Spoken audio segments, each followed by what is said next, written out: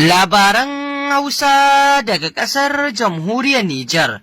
Masu saurare barkanmu da sake kasancewa da ku cikin rahotannin labaran Hausa da muke kawo muku a kullum domin ku ji abubuwan da suke gudana a ƙasar ta Jamhuriyar Nijar, inda a yau muna ranar Juma'a 15 ga watan Mayu na shekara ta 2026. A yanzu bari mu fara kawo muku rahotannin labaran ku ji abubuwan da ke faruwa. Bari mu fara da ƙasa mai tsarki, ƙasar Saudi Arabia, yayin da mahajjata na ƙasar Jamhuriyar Nijar ke ci gaba da kai ziyara a ƙasar yayin shirye-shirye na aikin hajjin bana da za su gudanar, wanda dai a yanzu dukkan wakilai da aka tura na ƙasar Nijar domin kula da mahajjata suna ƙoƙari domin saka mahajjata akan turbar da ta dace. Yayin da ma'aikatan nan na koho suke ƙoƙari domin kai mahajjata duk inda ya kamata a nuna masu su yi ziyara da kuma inda ya kamata su je. Wannan ziyara abu ne na tarihi wanda dukkan mahajjaci idan ya je akan kai shi ya yi waɗannan ziyarce-ziyarce domin ganin abubuwa na tarihi da suka faru a musulunci. Kuma wannan ziyara tana da matuƙar daraja da kuma martaba. Inda suka fara da ziyarar wannan masallaci na Rauda da kuma kabarin Annabi sallallahu alaihi wasallama, wanda dukkan wani musulmi ke buri da fatan zuwa domin ganin waɗannan gurare da kuma ziyartar su. Wanda wannan wuri yana da matuƙar martaba da daraja, sallah da addu'o'i a wannan guri na da matuƙar fa'ida mai girma ga dukkan wani mahajjaci da ma dukkan musulmai.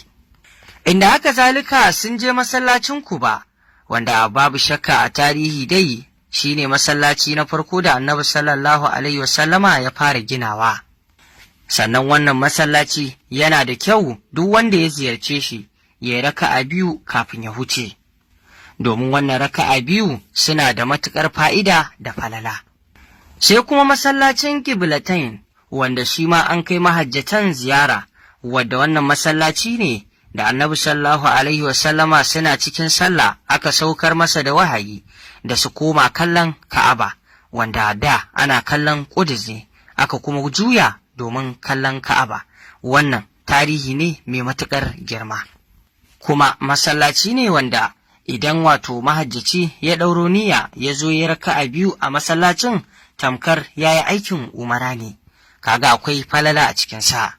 Haka zalika daga nan sun zarce zuwa ga dutsen Uhudu, wanda wannan dutsen Uhudu dutse ne mai tarihi, wanda a nan aka gudanar da yakin Uhudu tsakanin musulmai da kuma kafirai, wanda wannan tarihi ba za a manta da shi ba. Gwabzawar yakin Uhudu da aka yi, wannan dutse shine gurin da aka yi wannan yaki. Mahajjatan ƙasar Nijar sun ziyarci gurin, wanda wannan dutse na Uhudu tarihinsa gwabza yakin da aka yi yaƙi ne wanda Annabi sallallahu alaihi wasallama ya yi tsari sosai, inda ya umarni da wasu daga cikin sahabbansa su hau kan dutsen kada su sako. Duk yaƙin da za a gwabza kada su sako har sai shi idan shi ne ya musu umarni. Nan fa ana cikin gwabza wannan yaƙi dai musulmai na yin nasara, inda ƙarshe dai ganin ana yin nasara wasu na kwasar ganima na kan dutsen suka sako, ba su jira umarnin Annabi sallallahu alaihi wasallama ba. Daga sako wasu kafirai kuma suka ga cewar ashe ana iya hawa dutsen, sai suka yi amfani suka hau dutsen suka zagayo ta baya, inda suka farwa musulmi, inda a wannan yaƙi ne musulmai kusan guda 70 ne suka rasa rayukansu, wanda daga cikin waɗannan sahabbai akwai sahabin Annabi sallallahu alaihi wasallama da Annabi sallallahu alaihi wasallama yake matuƙar ƙaunarsa, Sayyidina Hamza. A wannan yaƙi ne shi ma ya rasa rayuwarsa. To wannan dai kaɗan kenan daga cikin wannan ziyara da mahajjata suka yi na ƙasar Nijar, kamar yadda muka kawo muku abin da ke gudana a ƙasar mai tsarki da mahajjata na ƙasar Nijar suka halatta. Duka-duka dai ƙarƙashin jagorancin hukuma ta koho. Idan kuwa muka tafi zuwa rahoto na gaba, inda za ku ji batu yadda wannan mulki na CNSP ke damawa da iya mata ba iya maza ba, yayin da ake bawa mata damammaki a cikin wannan mulki. Kamar yadda batutuwa ke gudana akan mace mai kamar maza, Kwamandan Ramatu Abdullahi, wadda ita ce wato shugaban gunduma ta Murya, wanda wannan mulki na CNSP an naɗa ta a mazaunin wato shugaba ta gunduman nan ta Murya. Wannan yana nuna cewa mace ce mai kamar maza, kuma mulkin CNSP ya ba da dama ga ɗiya mata ta dukkan wato fannoni na shugabanci, wanda babu shakka dai naɗa kwamandan Ramatu Abdullahi a mazaunin wato shugaba ta gundumar Murya ta kawo abubuwa na ci gaba da kuma ayyuka waɗanda wato take gudanar da su kai ka ce wato ba mace ba ce. Tana ƙoƙari wajen wato gudanar da ayyukanta a wannan gunduma da aka naɗa ta shugaba. Inda Ramatu Abdullahi ta kasance tun tana ƙarama, wato tana son wannan aikin soja, domin ta gada ne daga mahaifinta wanda tsohon sojan ƙasar jamhuriyar Nijar ne, kuma da ikon Allah burinta ya cika. A yanzu ga shi ita ce shugaba ta Murya, wanda wannan buri nata ya cika. Jarumar mace ce wadda take ɓangaren Garna Sanal, wanda babu shakka tarihi ba zai manta da ita ba. A yanzu dai a mazauninta ta Firife ta wannan gunduma ta Murya, ana mata fatan alkhairi sosai bisa ƙoƙari da take yi. Tabbas ya kamata mata da yawa su koyi ga kwamandan Ramatu Abdullahi bisa irin yadda take aiki tukuru.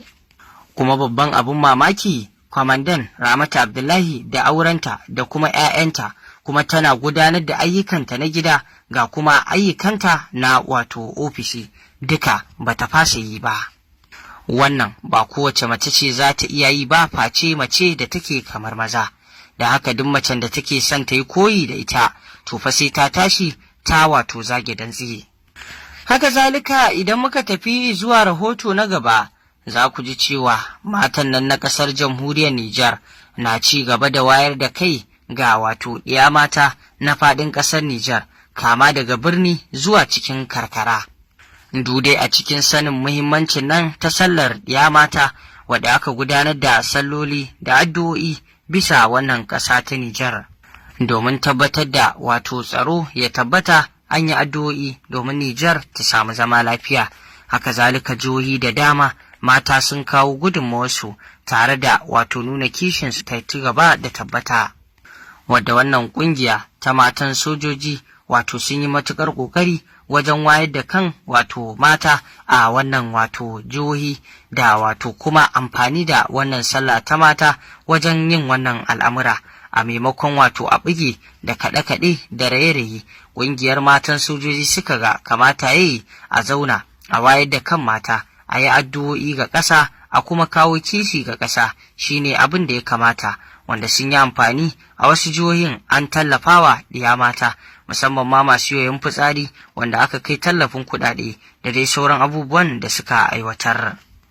Inda daga jihar Maraɗi cikin wannan sallah ta mata sun yi jerin gwano har zuwa ga wato ofishin gwamnan jihar ta Maraɗi, inda babu shakka da kankin kansa ya fita tarfi waɗannan wato masu jerin gwano tare da wato abokan aikinsa, inda babu shakka ya yi jawabi kan wato nuna kishin ƙasa da kuma tsayawa kai da fata wajen tabbatuwar tsaro, tare da wato kamawa da kishi domin tafiyar ƙasa sabuwa da aka ɗauko ta inganta. To masu saurare, ƙarshen rahotannin labaran kenan da muke tafi da shi a wannan rana ta yau. Ku ci gaba da bibiyar wannan rahotannin labarai da muke kawo muku daga ƙasar ta Nijar domin jin abubuwan da ke wakana. Ku dangwala mana alamar subscribing, sannan ku danna ƙararrawar sanarwa, domin haka ne zai ringa ba ku damar samun rahotannin labaranmu a koda yaushe. Mun gode.